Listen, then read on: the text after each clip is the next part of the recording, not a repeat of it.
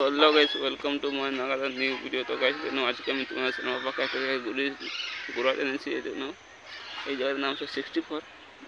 তোমরা অনেকেই জানবে বা বহুতজন জানবে না। তো তোমাদের দেখাচ্ছি পেছনটা কেমন আছে। তো তোমরা প্লিজ সাথে থাকো, লাইক করো, সাবস্ক্রাইব করো, কমেন্ট করো। তো তো দেখুন গাইস, পেছনে তোমাদের দেখাচ্ছি পেছনটা।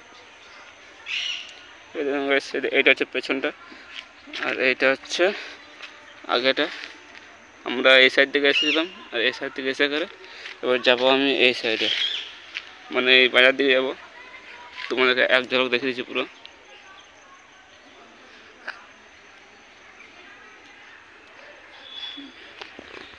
জঙ্গল, এদিকে জঙ্গলই আছে বেশি।